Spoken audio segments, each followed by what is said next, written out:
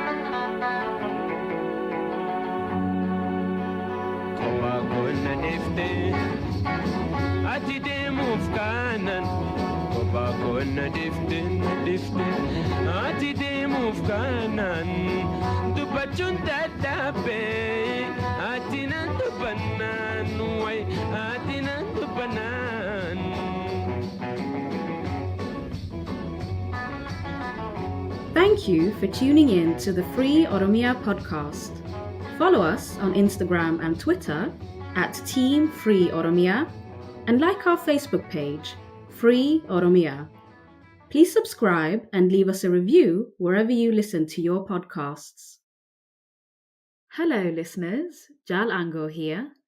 Welcome to our series on the legendary artist Ali Birra, in which we'll be speaking with Oromo people from across the world about Ali Birra's legacy and the impact he has had on the renaissance of Oromo music and culture, as well as the cultivation of Oromo nationhood and national pride.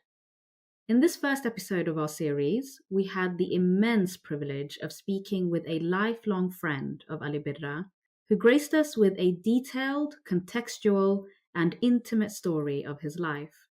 So sit back and enjoy this rich account of Ali Birra's journey, intertwined with some of his most iconic songs. Thank you for joining us, listeners. My name is Jal Lidlo, and I'm joined by my wonderful co-host, Jal Uncle. Hello, Jalelo. It's good to be back. So we are deeply honored today to be joined by a very special guest, Professor Muhammad Hassan Ali. He is a renowned scholar, expert, and published author on African history with a specialization on Oromo history. He has written numerous significant publications on Oromo history, institutions, literature, and important cultural figures. And he published a groundbreaking work on Oromo history, The Oromo of Ethiopia, A History 1570 to 1860. And he has taught history at various institutions spanning from Oromia to England and to the United States. And he's also a founder of the Oromo Studies Association. So we are extremely delighted to have you, Professor Muhammad. Thank you so much for joining us. It's my pleasure for both of you inviting me. These are the two young ladies I love to discuss with.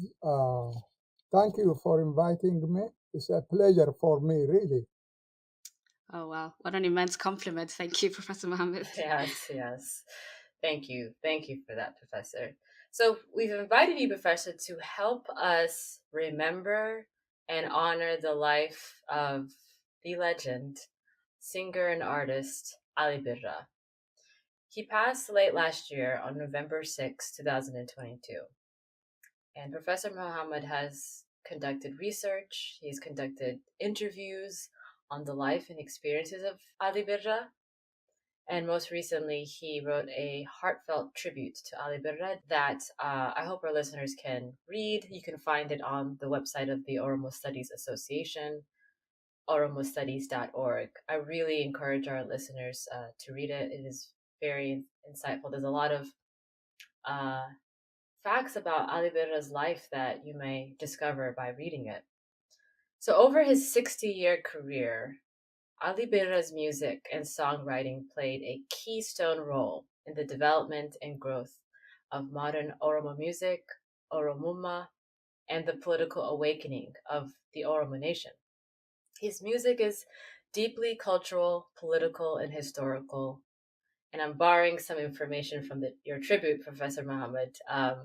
So the song Karan Mana Abagada is a well-known song. It describes the indigenous democratic Oromo governance system known as Gada, and it calls for its restoration. And then there's also the song Mal to Adanubase, which calls for the Oromo people to come together and work together for a common cause. There are various other well-known songs by Ali Birra, of course, the well-known Oromo anthem, Oromia, which spoke to the disconnectedness that Oromos feel in exile, and sort of the feeling of wanting to be connected to the homeland. And honestly, it never fails to bring people to tears. Mm. Yeah. Yeah. His music spoke to the hearts and minds of the Oromo people worldwide, and he'll forever be remembered as the father of the Oromo musical renaissance. So we really, really are honored to have you, Professor Muhammad. The first question I have for you is, so Ali Muhammad Musa, that's Ali Birra's real name. So he's known as Ali Birra. He was born in the city of Diradawa in 1948. Can you tell us about Ali Birra's upbringing, his family, how he started singing, and how he got the name Ali Birra? Oh, yes, I'll be really glad to tell you that and probably more. Ali was a friend of mine for many, many years. He was really a brother. Most people do not know Ali is incredibly friendly human being. You could meet Ali today and the next day you will be his friend.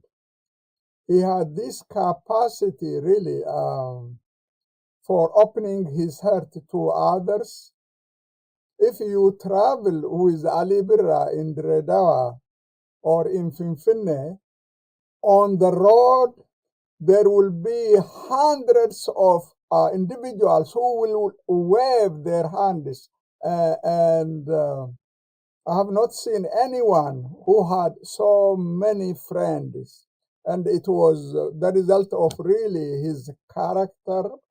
Ali was a man who could not live without people, except only for probably 2 short years. I will mention that later on. To answer your question, Ali definitely was born at a very exciting time in the city of Dredawa. I say exciting because for the first time, the city of Dredawa, if you visit, even today, the people who surround the cities are Oromo speaking. The city is really at the heart of the Oromo population in the area. And generally, because the Oromos are either farmers or pastoralists, they don't usually settle in urban areas. And it was in Dredawa when the Oromo from the surrounding areas, those who were seeking to better their lives, really went to that city. Basically, it was probably after the end of the Second World War, and then by 1940s, a number of people moved to the city to find better condition. Ali's father and mother, the name of his mother was Fatuma Ali. She came from Jarso area in the eastern part of Oromia, and his father, Muhammad Musa, came from Garamulata area in the southwest parts of the region, and they met in the city of Dredawa, most probably in 1940 46 or 47. And the next year, Ali was born in that city. They loved each other, father and mother. However, the marriage really did not survive. 3 years later, by 1951 or 1952, they separated. And his mother went back to Gursum, where she remarried and had 3 more children. His father never remarried, actually, and he was devoted his life to his son. Definitely, he was a loving father, but strict. In other words, Ali really grew up without the nurturing love of his mother because he didn't know her. It was only much later on he met with her. And in fact, one day he jokingly asked his father, "Where is my Ayo? Where is my mother?" And the father jokingly said, "Oh, you were born from my knee." He was joking. Essentially, he was joking. Ali still remembers that, and his father received basic Islamic education before he came to the city. And Redhawa then was really a cosmopolitan city where Arabic was the language of business. Wealthy individuals were really the Arabs, the Hararis, probably a few Somalis, and he perfected his Arabic. And Ali, he grew up freely with his father, and then his aunt really cared for him, and no one really controlled. And Ali simply started moving in the city on his own, and that probably shaped his free spirit in his mind, no doubt about that aspect. And his father arranged for his Muslim school, the madrasa, which still exists today in the city of Dredawa. And Ali learned Arabic very, very quickly. Definitely, he was ahead of other students. And he was also admitted to the government school where he studied up to grade 6. And then his father, who saw his interest in music, really wanted to to once again take him to Islamic school, where he was admitted, and he finished the course that was supposed to be finished probably in 2 3 years, in a year. And he was given the opportunity to be a teacher in that school. Ali, as a young man with free spirit, he hated any boring job. And after a while, I think teaching became boring for him, and he started developing without really knowing about his future. He had incredible yearning for music in him. There was no music to listen to in those days. If I may tell you, I will probably forget this point later on. In Ethiopia, there was only one radio program from Finfinne. There was no television to speak of. I think television started either in 1969 or 1970. I'm not sure. A single radio. And I remember when I joined Haile Selassie University, the Amharic language, of course, it has in the morning, during the day, in the evening.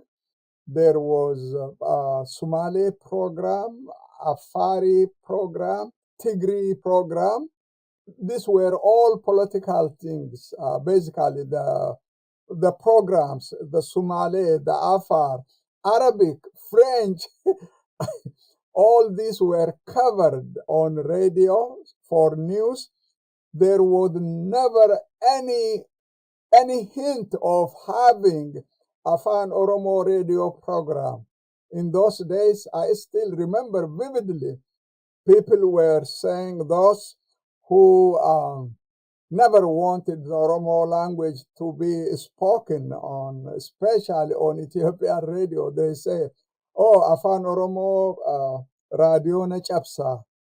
Mm, Oromo language breaks the radio. Wow. Essentially, it was an insult, nothing else.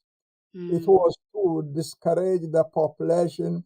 The point I wanted to leave with you is this. You rarely hear Oromo music on Ethiopian radio. Most often it is on Friday, and it is 2 or 3 minutes before the program closes down. mm, News, and then music, Amharic music. You sometimes hear even Somali music, not often, Tigrinya music, Gurage, and so on, but nothing about Oromo. And then once a week or once in 2 weeks, the last 2 minutes, sometimes 3 minutes before the program ends, there is an Oromo music. It starts and then, unfortunately, the program ends. That was the condition in the Oromo language in those days, essentially. In fact, I first heard Oromo radio program just from where? From Nairobi. mm, The Moran Oromo, who probably then numbered less than 500,000, they had their own radio program in the morning and in the evening.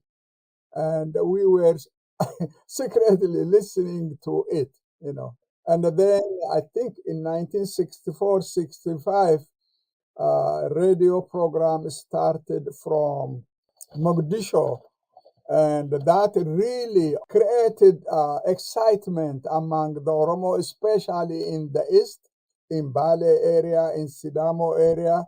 I am not sure if the Oromo people in other areas had really access to it. Plus, also there was no awareness.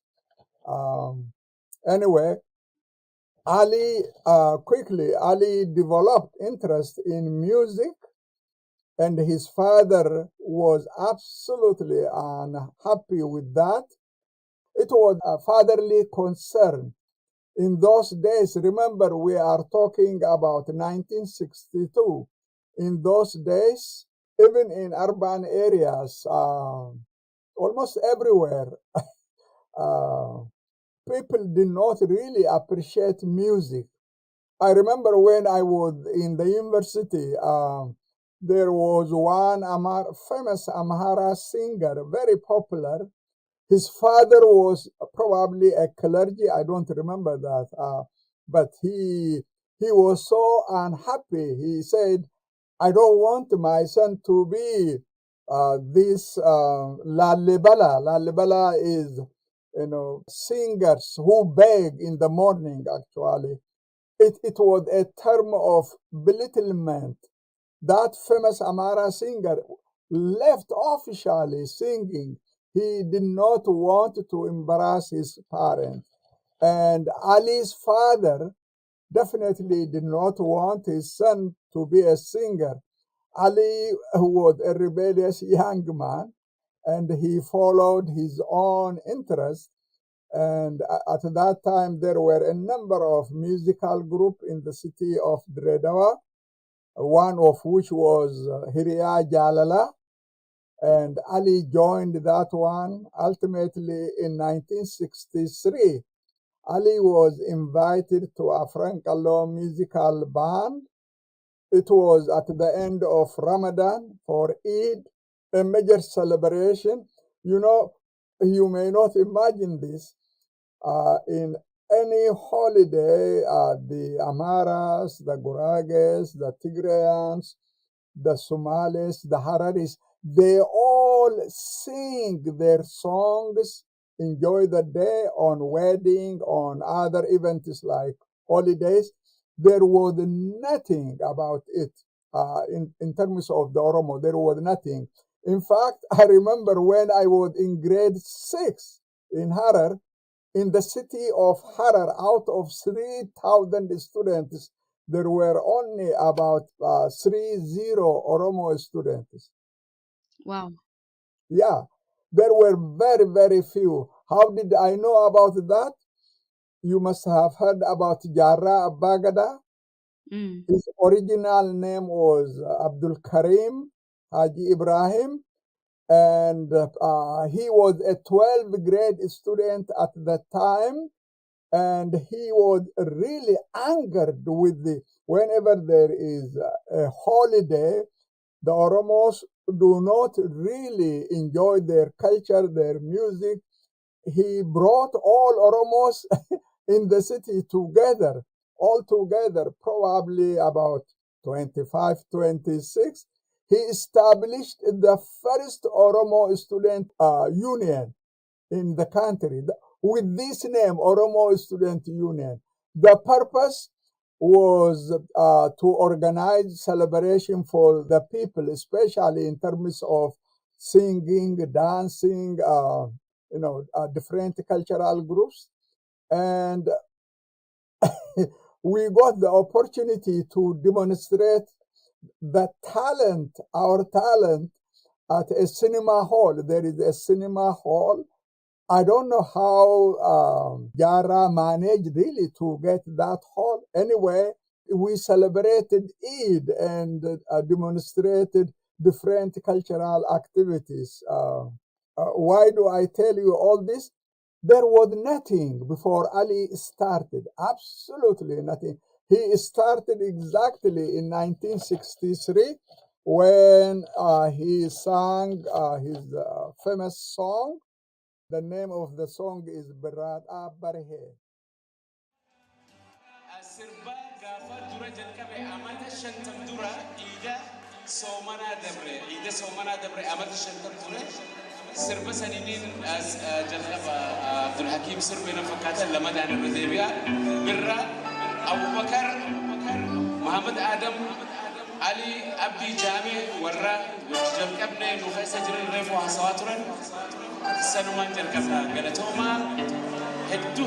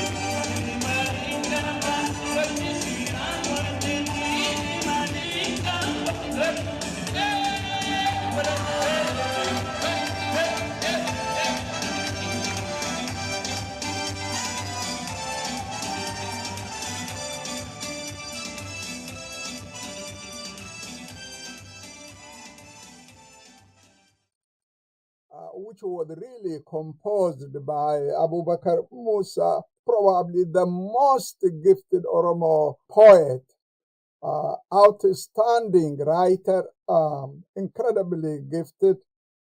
I still cannot control my emotion when I remember his assassination in 1976. Absolutely incredibly gifted. Most of the early songs were really composed by him, extremely gifted. And sometimes the enemy simply snatches, takes away, cuts short the life of someone who would have really made huge contribution. He was writing about love, about society, about this, that. Even that at that time was not really tolerated. Mm. And Ali also, even while young, he really demonstrated incredible gift. This was the innate gift, talent for learning language. You know, in the city of Dredawa, in those days, probably not now, in those days, several languages were spoken. Amharic, of course, Amharic, Somali, Oromo, Harari, Arabic, and Oromo was his own mother tongue. He quickly mastered Arabic. He learned Harari, and he sang Harari songs for many, many years.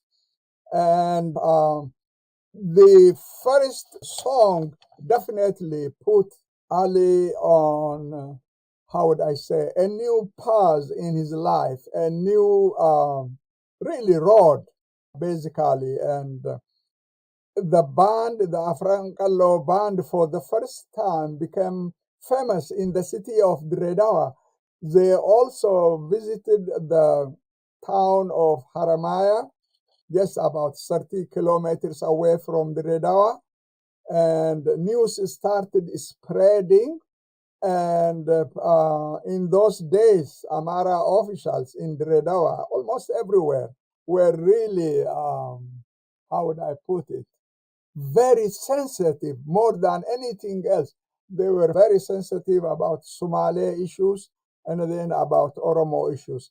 The Somali definitely were potentials. A new country was formed, and the Somalis really started building up rather quickly Somali nationalism, and that definitely worried imperials authorities. They were very nervous about that aspect.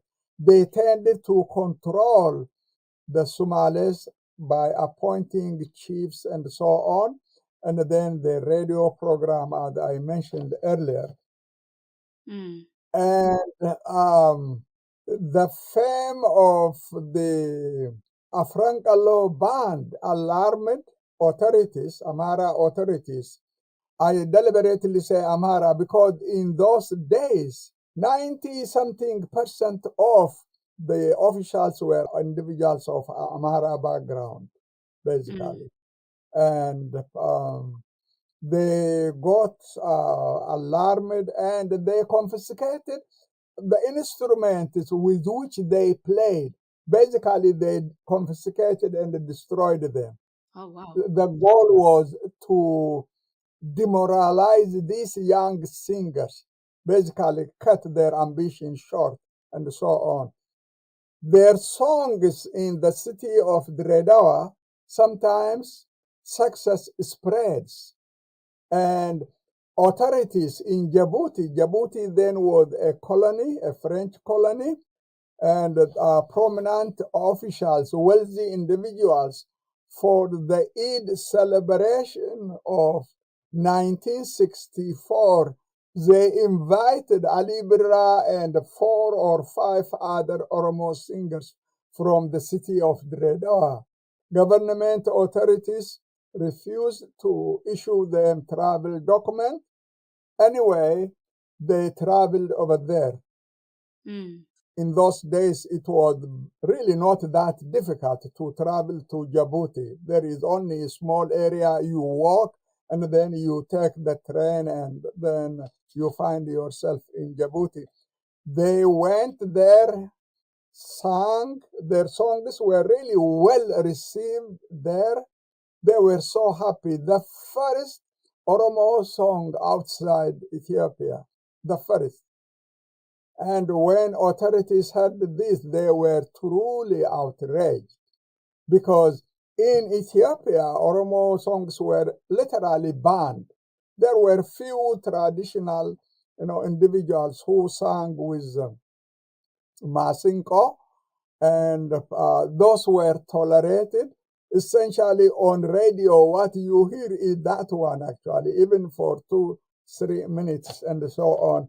And when they returned from Djibouti, they were all arrested.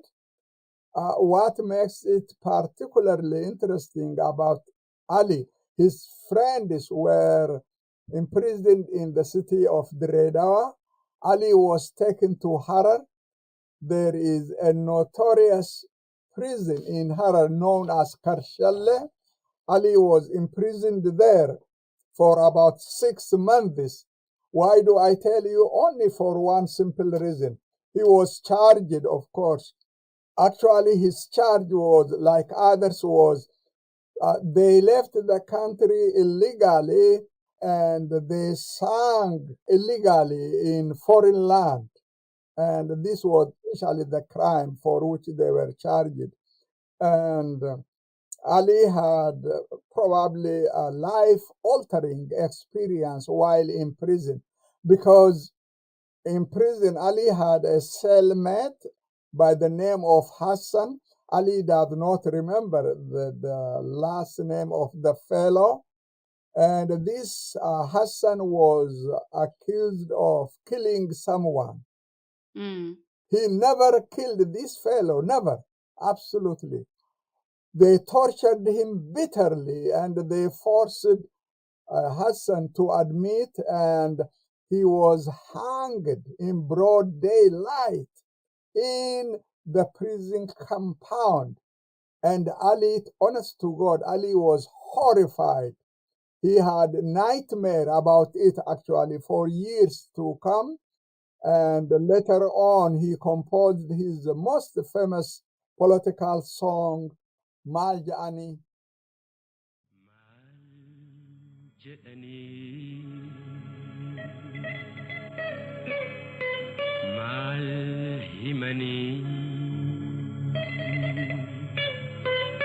Yeroo yaadan dibamanii jiruu afaan wallaalanii kan lafa dhabee horii saamamee kan roorroo jibbee gaaratti gamee maal herregaa maal dubbatamee kan jiruun dhabee jaalallee firaa kophaasaa hafee ija hihiraa maal abdataa mee jiruu addunyaatirraa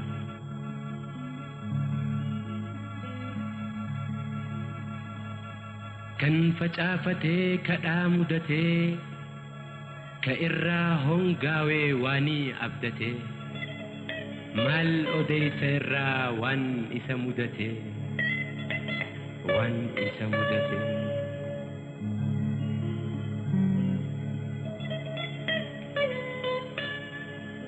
dur qarayyoon boonee kan arrajaame kan ifni jiruu guyyaan itti dhaame maal anaannataa gufuun hoodhawame kan roorroon alagaa mukatti galchitee kan bilisummaan dhiiga kaadhimtee maalii abdiinsaa hooduutii isa aggattee hooduutii isa aggattee maal jedhanii maal himanii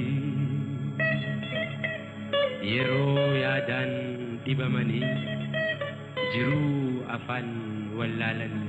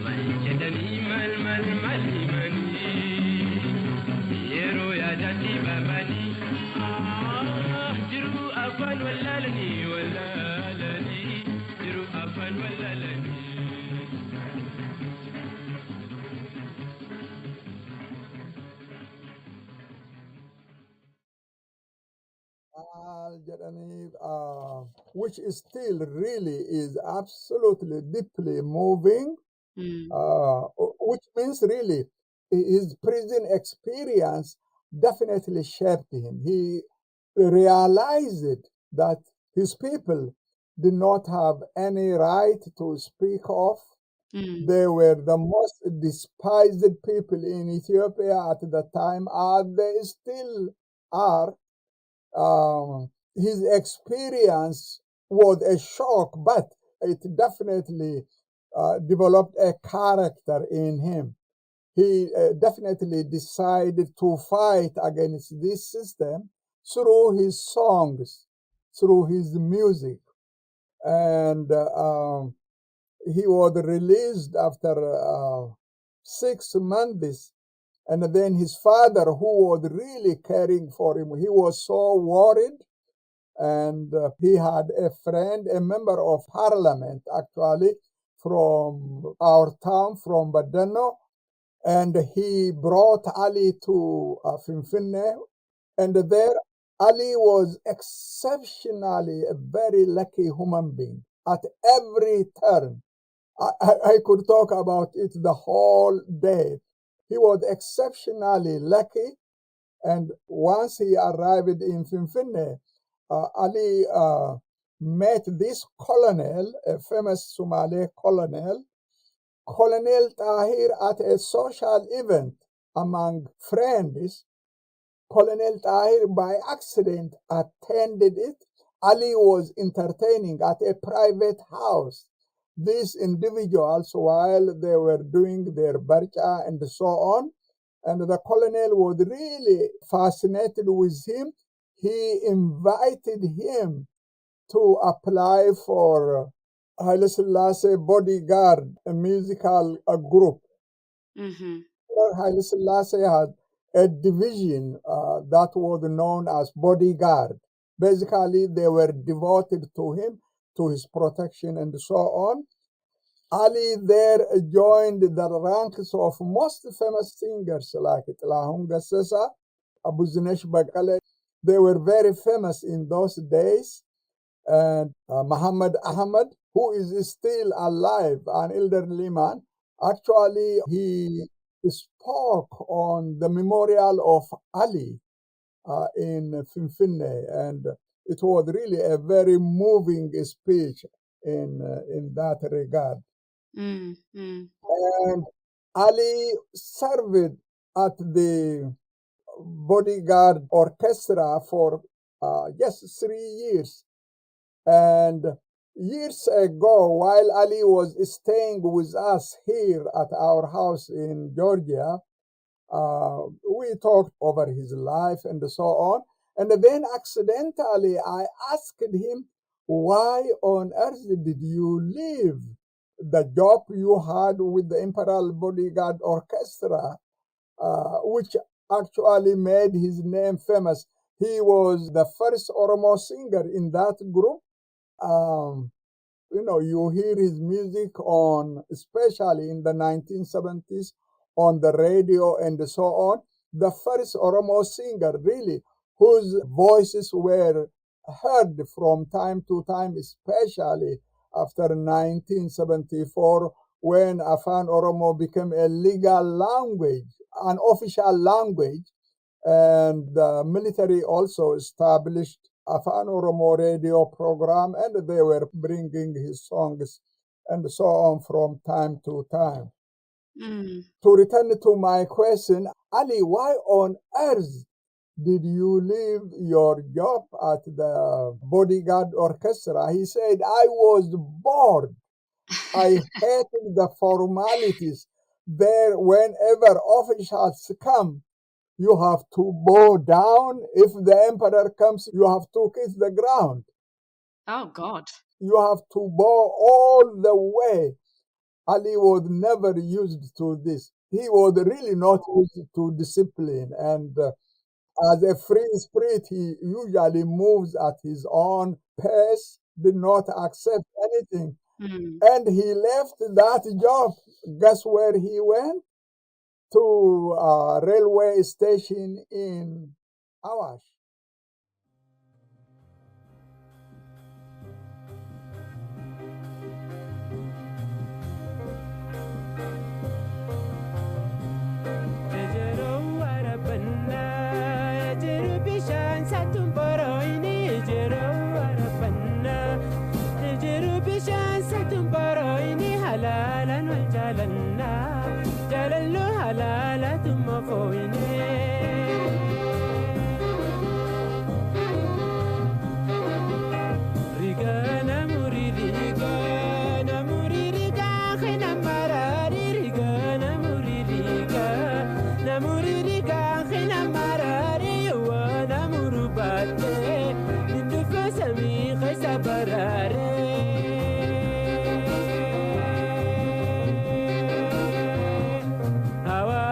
Shokisa, yani hiriya nama bochisa. Hawash nama shokisa, yani hiriya nama bochisa. Allah tindire dawa, komalela peña dina jati. Allah tindire dawa, komalela peña dina jati. Magalan dire dawa, namali hindu pisi.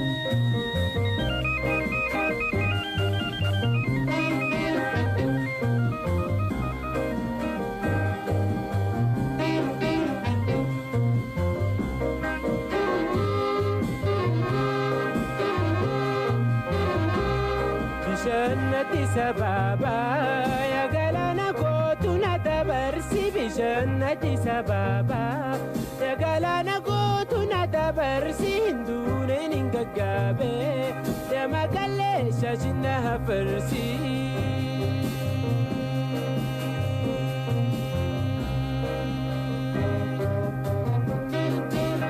Salaaletan gulufa jimmatuna baasa haraan kuni salaaletan gulufa jimmatuna baasa haraan kuni lulachuu alaguma mawaliduu boya garan kuni.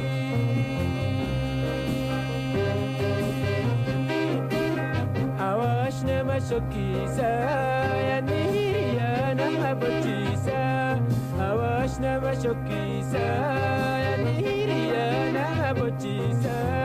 Awaash nama shokkisa yanni hiriyaa nama bochiisa awaash nama shokkisa yanni hiriyaa nama bochiisa awaash nama shokkisa yanni hiriyaa nama bochiisa awaash nama shokkisa yanni hiriyaa nama.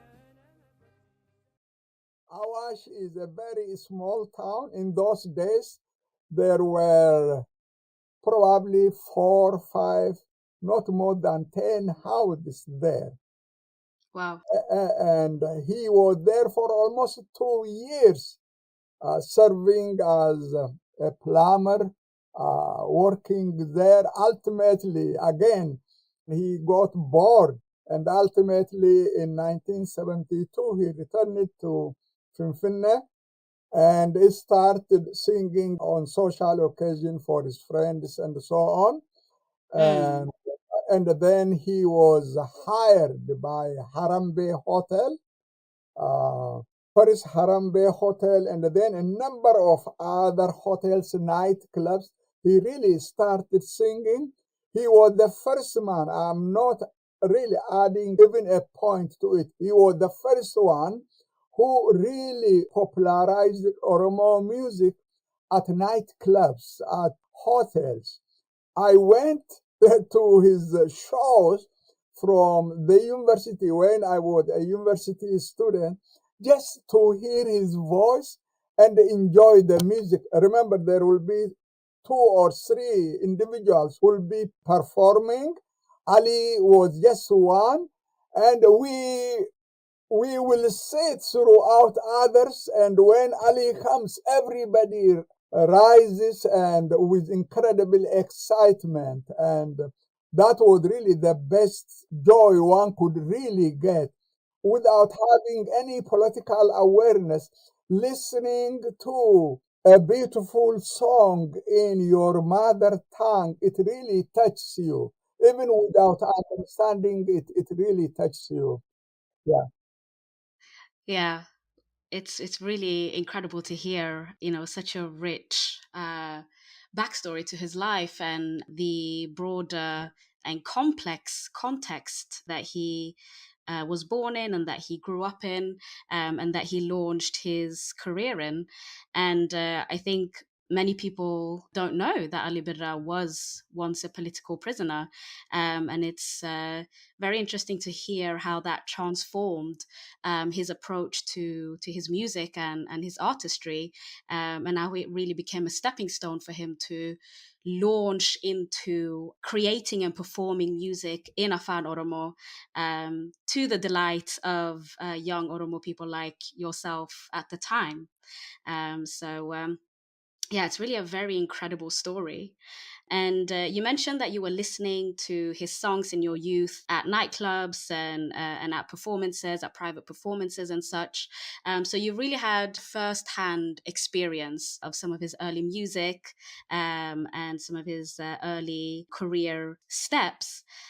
So having been there at the very beginning, and having heard his music since the beginning of his career, and considering that he sang over 300 songs, and was an extremely talented poet and songwriter, could you tell us about any specific songs that deeply connect to you? Which songs mean the most to you, and why is that the case? That is really beautiful question. Thank you. His his song that is deeply connected with me. Number one is really Maljadani. I did not hear it before it was published in his first CD in 1972. Not only me, the first time we heard it, especially over the radio, honestly, you may not believe it brought tears, uncontrollable tears to our eyes. And I remember, honestly, words fail me to express what I felt when I first heard his Maljarani, because it describes the condition of our people, the condition I came from, the condition our people were in, even at that very moment, where you are never regarded as a human being who deserves at least little respect, where you could be driven from your land. Let me tell you, my late father, he had land and one Amsalaka who served in Ogaden probably for a year or two. In those days, if you are a military or a police officer, if you serve in Ogaden, a difficult area, the living condition is not good, the people are rebellious, especially in the 1960s. Anybody could demand the land for the service he provided. And this Hamsalaka, this small police officer, picked my father's land, one of the lands he owned at that time. And he took my father to the court. My father bribed the judge. I still remember this. And then he won the case. And then the policeman appealed to the town, to the Auraja in Grawa. And my father has to follow that. To cut a long story short, it took 6 years, my father, to continue doing this, paying a lot of resources in it. And in Grawa also he lost, and he had to pay bribe. And then the case was taken to Harar, all the way to Harar. Just imagine, I was third year university, and I said to my father, you have already wasted so much money, so much resources on this piece of land. Even if you get it back, in those days, the value of the land was really very limited, extremely limited. And I think my father got tired and therefore accepted, for the first time, he accepted my suggestion, actually. He said, yes, I am exhausted. One thing I wanted to share with you, I have been to the court with my father in Badeno, in Grawa, and in Harar. Why do I tell you? In the court, the issue is presented first in Amharic, and then it was translated for him. The judge understands, the lawyer understands. My father did not understand probably more than 3 or 4 words of Amharic because he lived in the rural areas. That was the condition of our people. Anyway, my father gave up the land. He said, I got peace now. The case left incredible impression on my mind, really. There were countless other fathers like mine who really had to defend what they owned. Anyone could claim your land.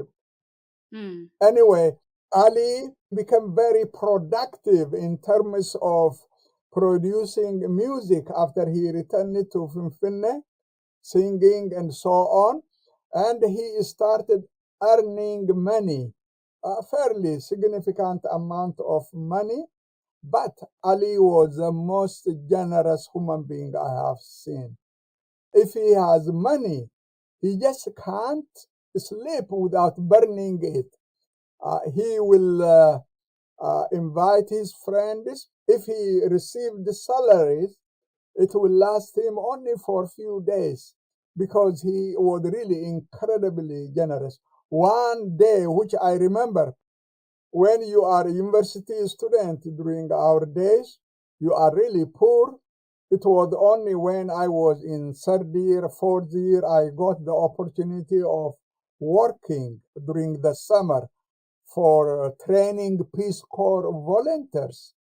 One day, three of us met Ali in the city, and we were talking, and then he said, "We are hungry, we eat."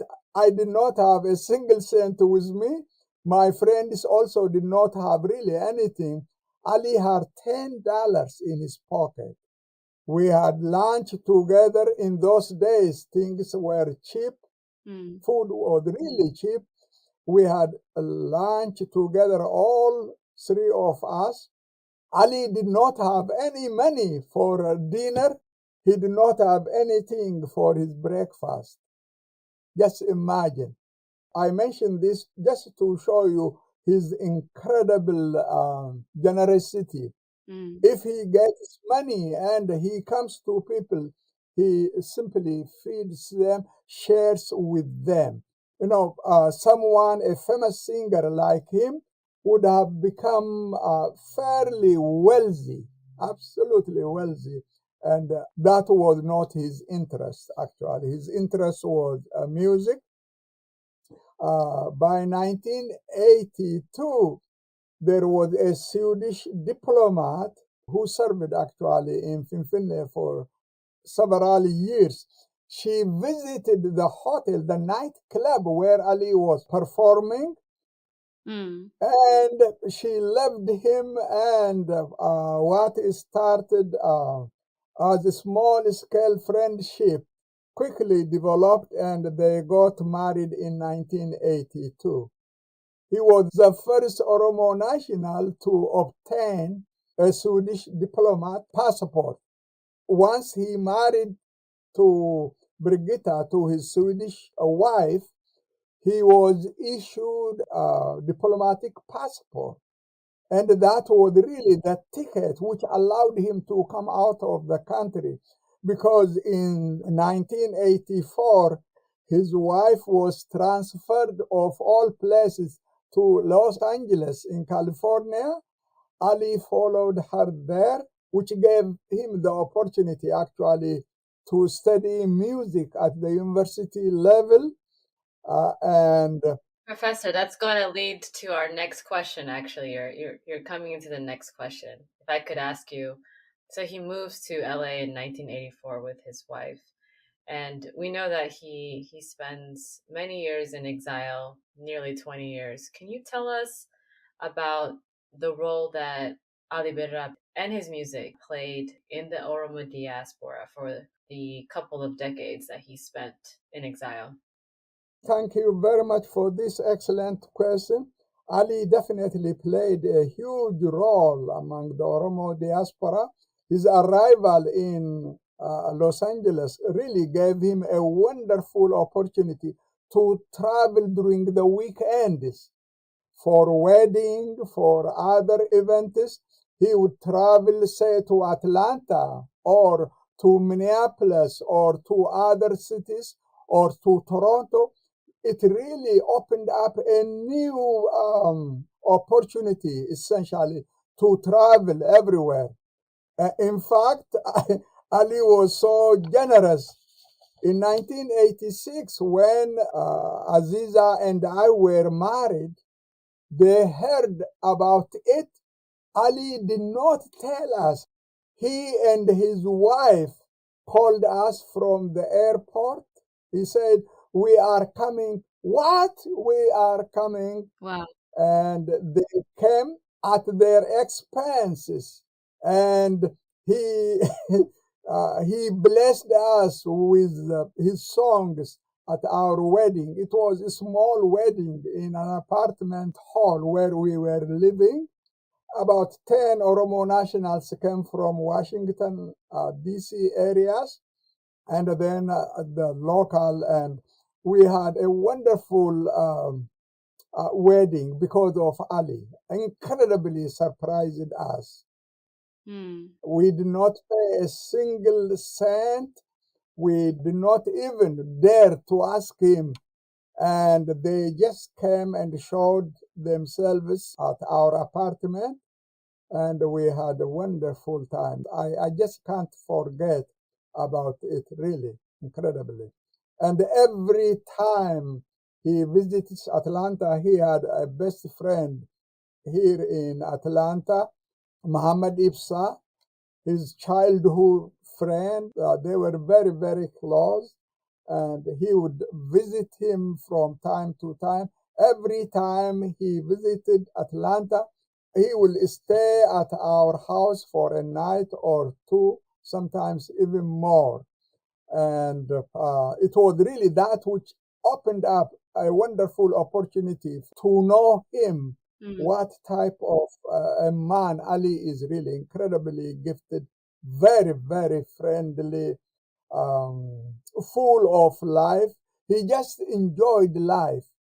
He lived for today. Tomorrow, inshallah, things will be all right tomorrow. Mm-hmm. Mm-hmm. In the diaspora, Ali started visiting Toronto because our community in Minnesota was fairly significant, even in those days. During the summer wedding, graduation from high school, and so on, any event, any cultural show, Ali will be there. And he was really the star, a shining figure, no doubt about that. And after 5 years, when his wife was transferred, she was in Canada for about, I think, 3 months. Then in Washington, D.C., 3 months. Ali was traveling, and wherever he went, he meets with the Oromo community, and they all invite him to their houses. Honestly, I have never seen anyone who was so loved, not only because of his music, because of his character. He is so open, very friendly, very friendly. And I said, if you travel with Ali, everyone says Ali, Ali, endlessly. Ali shakes them and he remembers names. I have never seen anyone who really remembers names like Ali Birra. In 2009, when we went for OSA conference, we got an opportunity to meet at least 3 times. And when we spent the day with him, there were probably about 15 individuals, if not more. The individual may come from Canada, maybe from the US, maybe from Dredawa or from Garamullata. He always called them by their name. I couldn't imagine. It's amazing. Wow. Some people have this incredible gift for remembering names. He was blessed with that aspect. Um, in the diaspora, there is absolutely no doubt.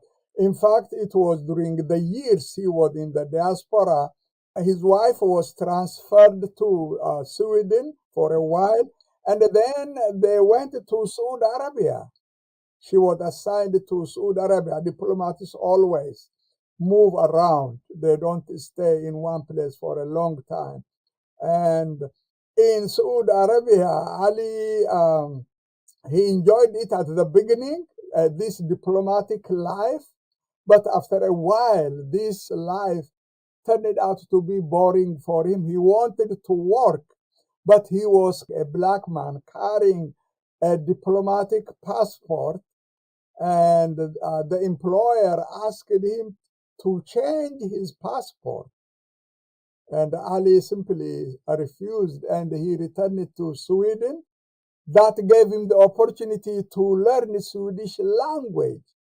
As I said earlier, he spoke a number of languages anywhere where he goes, he quickly learns.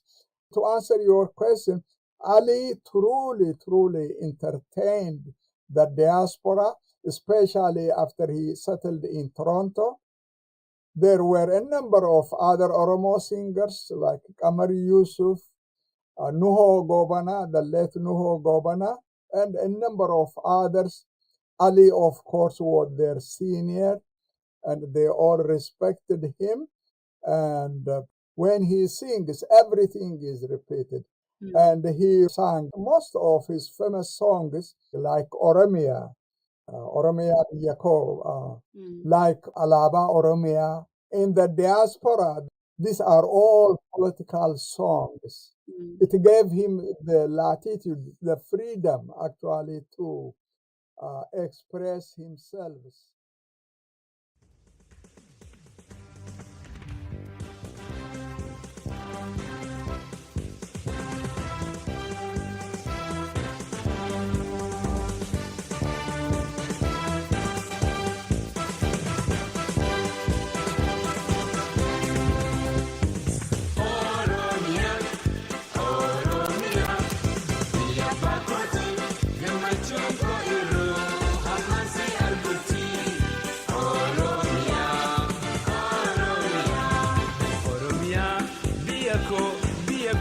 Mantama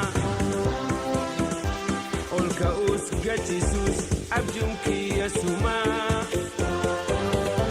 Abinko hawinko sumagal mikia si obsuna dibe diyeto Oromia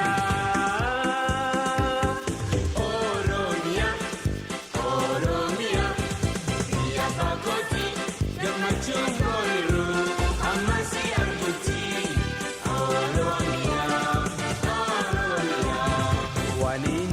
Hetofa sidabun nagode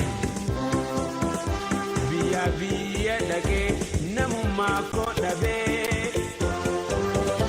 ambangalla lame dabe hakakia boboyan jirada pagoti si hawa Oromia Oromia ya bakoti gamachungo ero amasi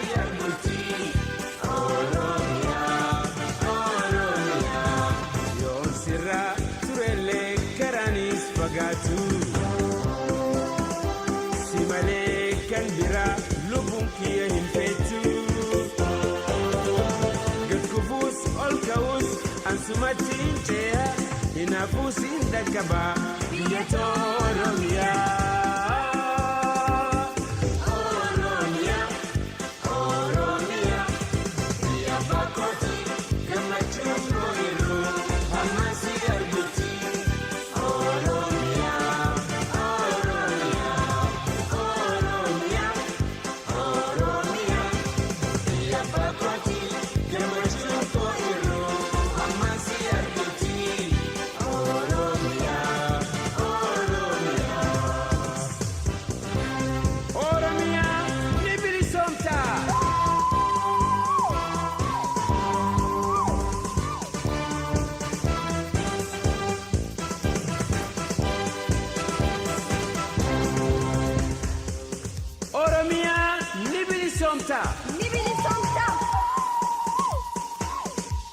Oromia, Oromia, Oromia, Oromia, Oromia, Oromia, Oromia, Yapakoti, Gamachunko Iro, Hamasi Arguti, Oromia, Oromia, Oromia, Oromia, Yapakoti, Gamachunko Iro, Hamasi Arguti,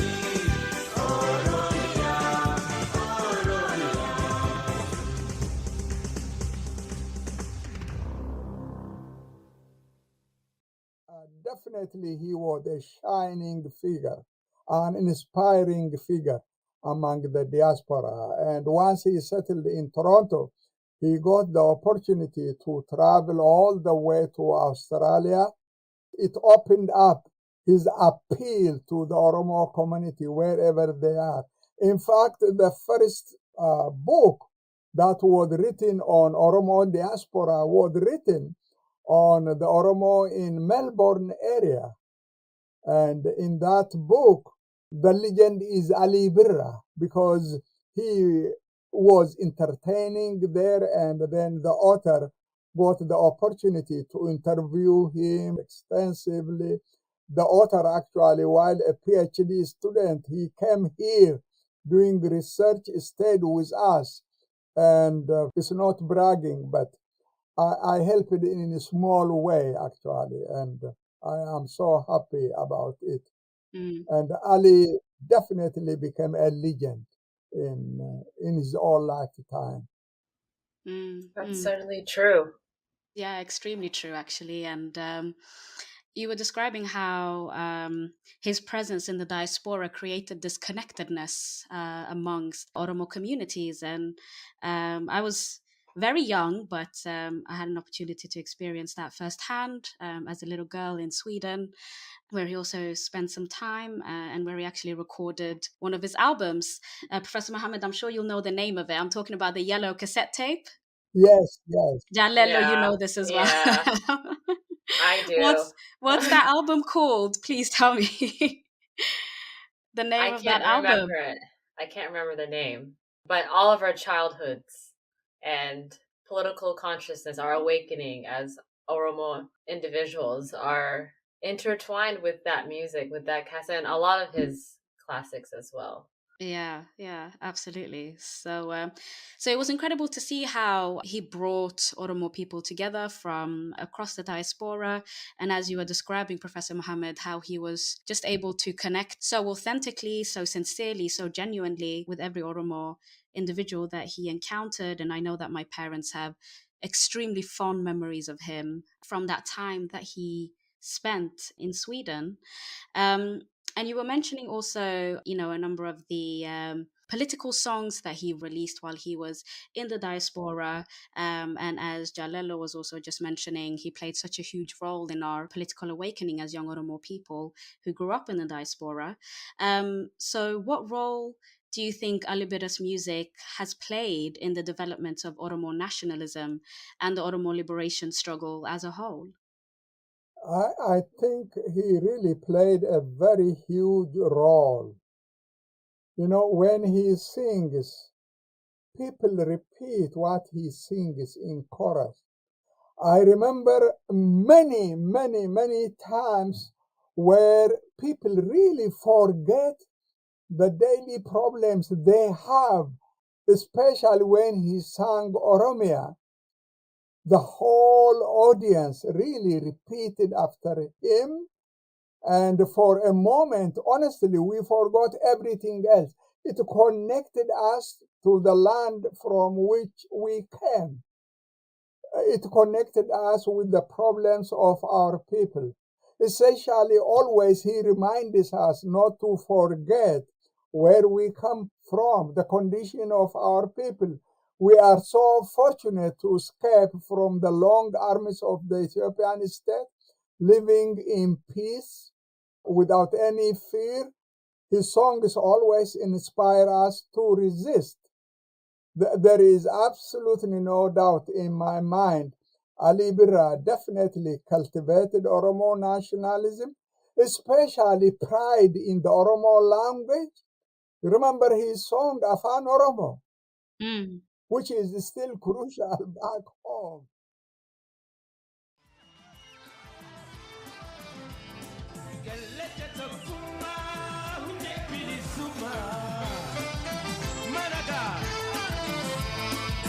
Afan Oromo, Afan Oromo,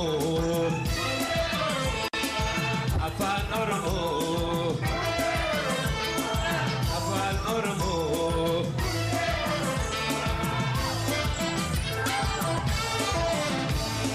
Murratti mi'awa ya ansagaleke, jirrachi bishaqi bai itti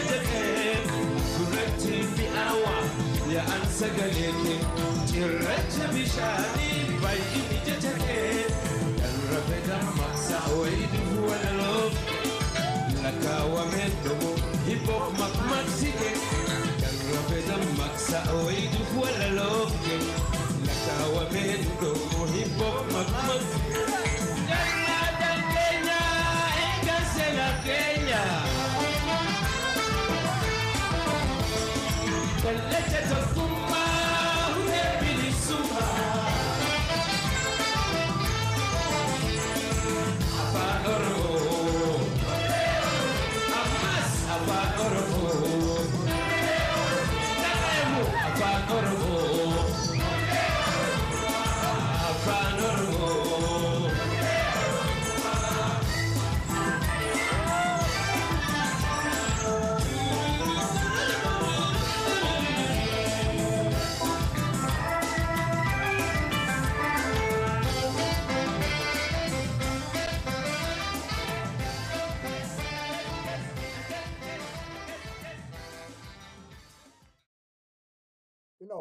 Political awareness is a combination of so many streams. Several Oromo singers, especially Nuho Gobana, really, in terms of cultivating nationalism, definitely encouraged it, for which he is remembered still. He is no longer with us, but his spirit is with us, and Ali definitely really played a huge role in terms of connecting the diaspora with the homeland, in terms of encouraging us to remember the daily pain, sufferings of our people, never to forget their problems.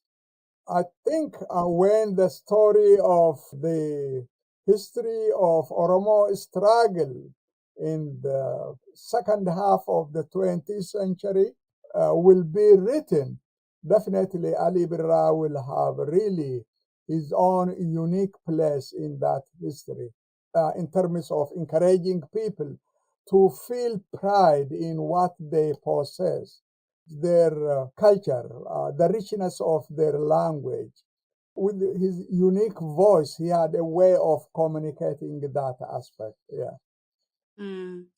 It's truly such an incredible achievement, what he has been able to do in his life and in his career, because he was a trailblazer not only back home, where he set the tone for the cultural and social awakening of young Oromo people in that age. And as you mentioned, Professor Mohammed, he was so many firsts. The first Oromo person to sing in Afan Oromo on Ethiopian radio, the first Oromo person to participate in the Imperial Orchestra, the first Oromo person to perform in Afan Oromo in private venues in Finfinne.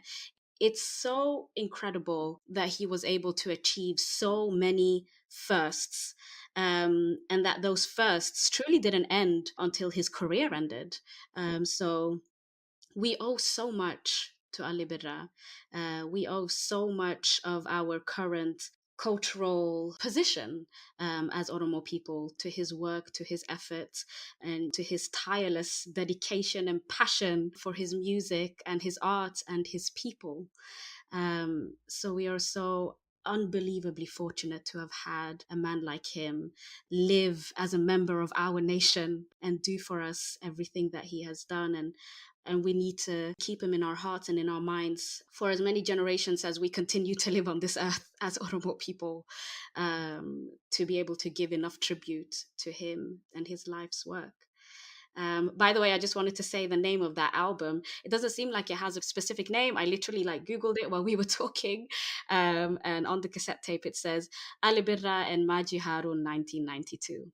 That makes sense. There was no name. No. To the album. Yeah. I have several of his CDs, a collection, actually, fairly a large collection of his music. This is Bareda Uma, a beautiful song.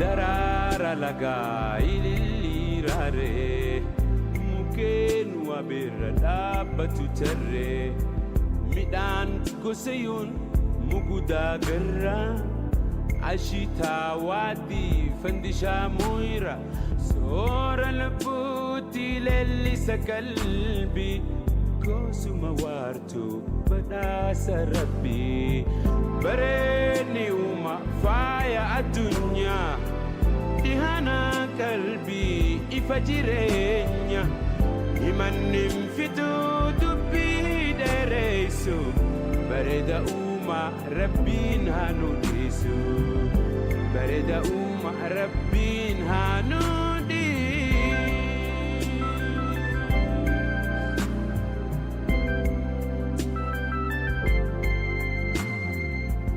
mar'ata sawaa himimsuu fardaa gammoojjii qabee fuula hubaddaa daaramii loga biliituu gaaraa goohadaakiyee wajii shimbiraa soora lubbuutti leellisa qalbii goosuma waartuu badhaasa rabbii bareedni uuma faaya addunyaa dhihana qalbii ifa jireenya himannin fituu dubbii dheereysu bareeda uuma rabbiin haa nu dhiisu bareeda uuma rabbiin haa nu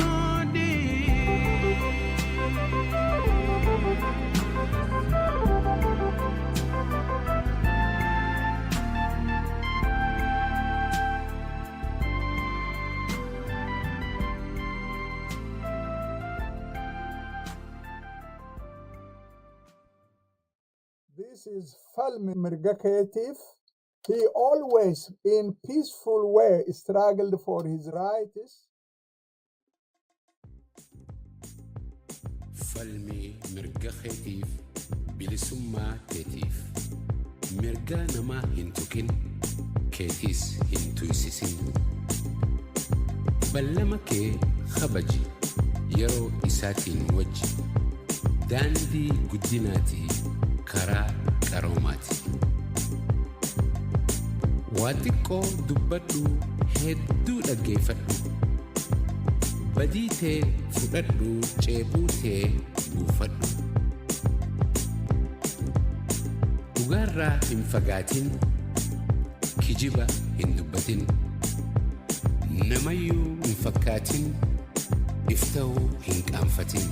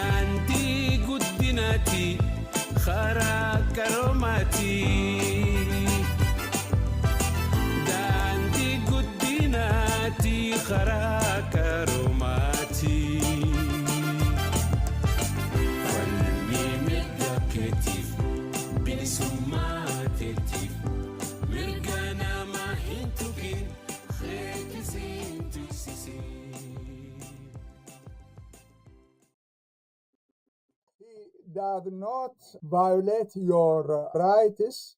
He respects you as a human being. If you violate his right, Ali always protested against it. Yeah. In fact, in 2004, when He was invited to return to his homeland by President Junaidi at that time. Those who arranged that actually invited me also to visit the country. I politely told them I will not be able to return. When Ali decided to go, he called me up one night and he said, Muhammad nindema ningala nanje. I said, Ali, that is your decision. In fact, a singer belongs to his people. In the diaspora, definitely he reaches the diaspora. His music did not reach our people back home. And if he returns among his people, he will definitely continue actually encouraging, expanding, inspiring.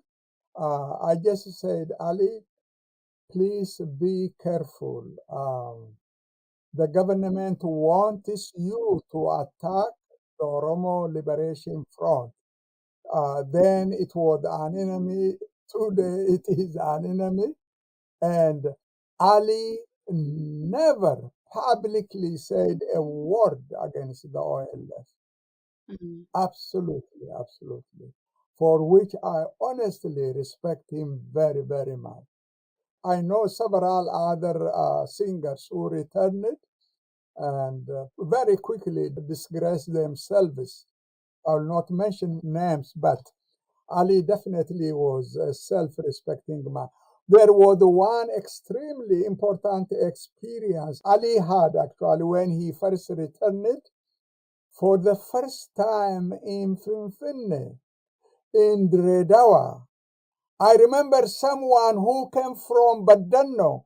Badano is 150 kilometers, over 150 kilometers away from Dredawa. When they heard Ali is coming to Dredawa, someone I knew traveled all the way from Badano to listen to Ali's music. Just imagine.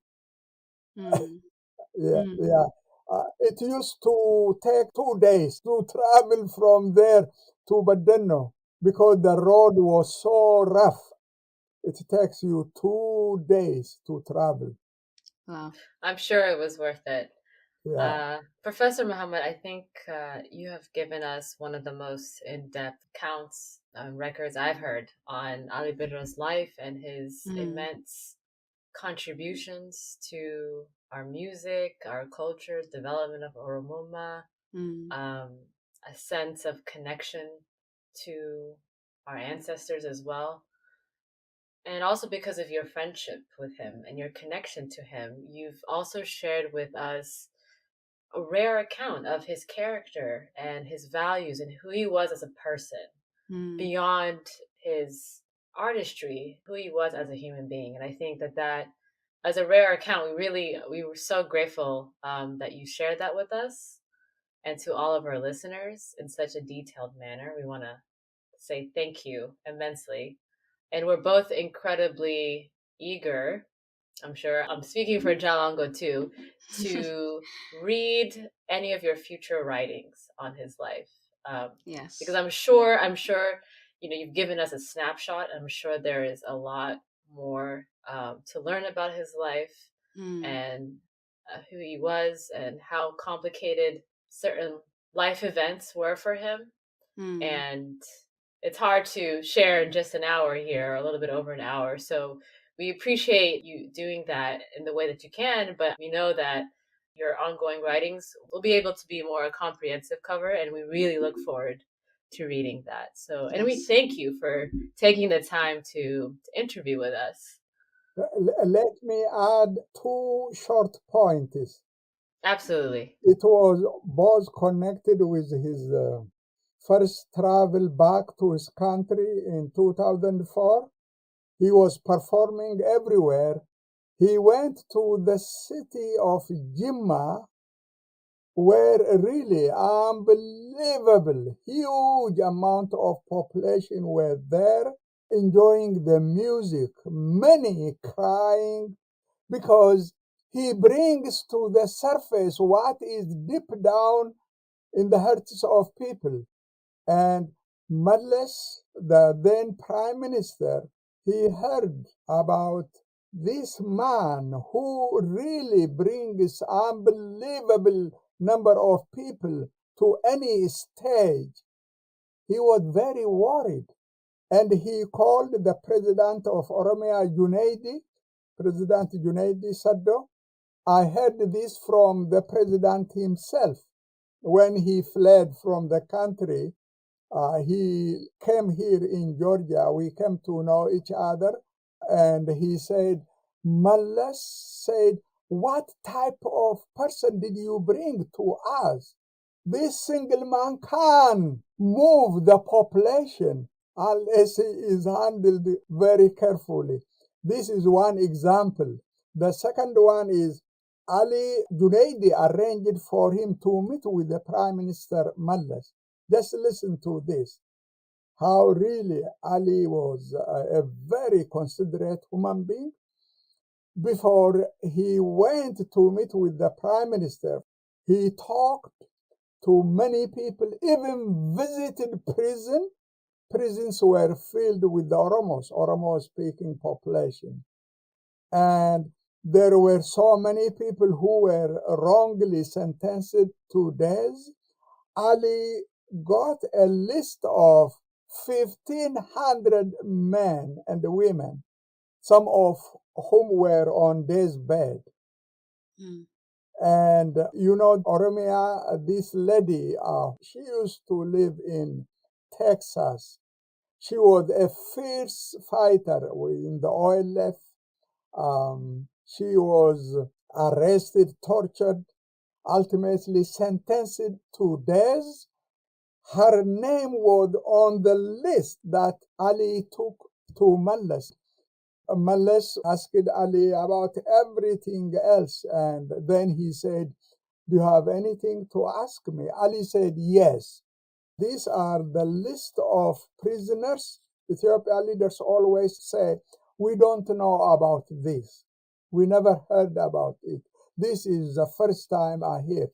He prepared the list of 1,500 men and women, some of whom were on death row, and presented it to Mallas. Several of them not immediately were released. Definitely Asli, this Oromo girl, a very famous one, she was saved because of Ali Birra. Absolutely saved. Mm. He is this much considerate. Some people go to visit with Mallas. What he expected Ali to ask him was about land, about house, about this. Ali never asked that, which really makes him a unique human being. Everyone who got there, they will ask for a piece of land. He wanted to save the prisoners, and it simply shows you to a type of a person he was really a kind, a generous human being. I've not seen anyone who has so many Amara friends, so many Tigrayan friends, Eritrean friends, Arab friends, Sudanese friends. Remember, he sang in 7 different languages. I'm not exaggerating. I doubt if there is any singer in the world who sings in 7 different languages. Music is the language of the heart. When one sings, you touch the other human being. And he was such a gift for our people, honestly. Mhm. I just wanted to add these few points. Well, thank you. Thank you very much for adding those 2 points, because I think they very perfectly encompass everything that he was and everything that he stood for. So, thank you very much for finishing on those 2 particular stories, because I think it describes to our listeners exactly everything they need to know about Ali Birra, who he was, what he prioritized, and what he dedicated himself to in his life and in his career, his selflessness, his love for his people, his love for his art. And I think the ultimate mark for any Oromo, really, who is working for their people, is that the Ethiopian state feels threatened by them. If the Ethiopian state feels threatened by you, then I think that is the ultimate honor, right? And the ultimate sort of signifier of that individual's work for their people. So, the fact that he could draw crowds that were large enough to make the prime minister of a country feel afraid of his influence and his power is obviously something that speaks entirely for itself in regards to his importance to the Oromo people. So thank you very much, Professor Mohammed, for teaching us everything you've taught us today about Ali Birra. Yes, thank you again, Professor Mohammed. We really appreciate you taking the time. We're very grateful to you. And the last note I guess I'll leave us on is, at the very least, we know that his influence was so powerful that will live on forever. We grieve his loss. At the same time, he has made such an immense contribution to Oromo peoplehood and our identity. And so what's amazing is that will live on forever. Yes. So thank you again. I thank both of you very much for giving me really this wonderful opportunity to say a few words about my dear friend Ali Birra. Thank you, Professor. Thank you. Our gratitude is due to you. And we hope to have you back with us very soon. You have such a vast area of expertise and knowledge about the Oromo people. So we have many, many more things that we wish to discuss with you in the future. So until next time, Professor Mohammed. Yes, certainly. Until next time, we'll definitely love to have you on again, Professor. Galatoma. Galatoma, Galatoma.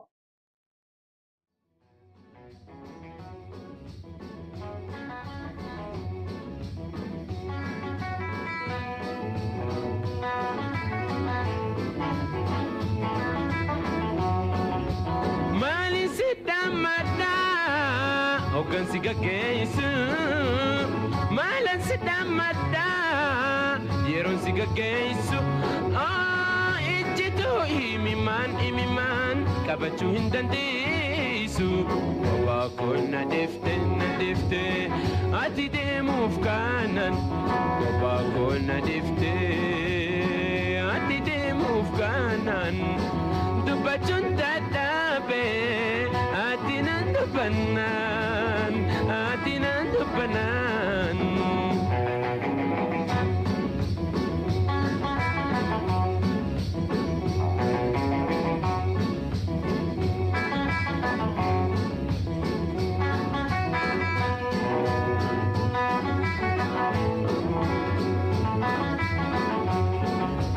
Mali sidamada okan sigagensu Mali sidamada Okan sigagensu Way jito imiman kabachuu hin dandeessu waa koo na deefte ati deemuuf kaanan waa koo na deefte ati deemuuf kaanan dubbachuun dadhabee ati nan dubbannaan ati nan dubbannaan.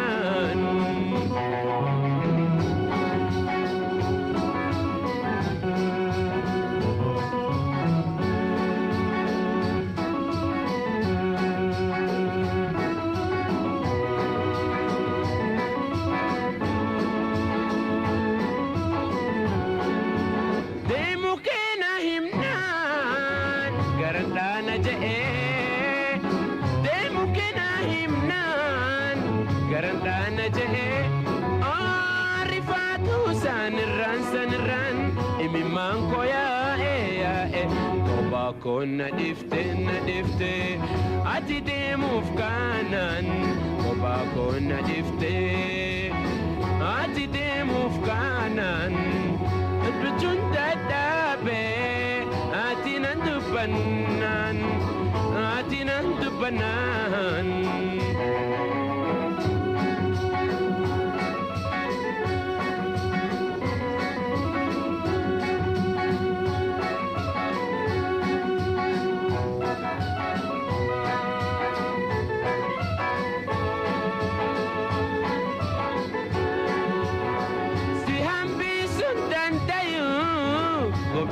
tokkicha si hambisuun dandayu kooftaawee tokkicha wayi nagatiin siinja imimmaan haqacha kophaa koo na dhifte ati deemuuf kaanan kophaa koo na dhifte ati deemuuf kaanan dubbachuun dadhabe ati nan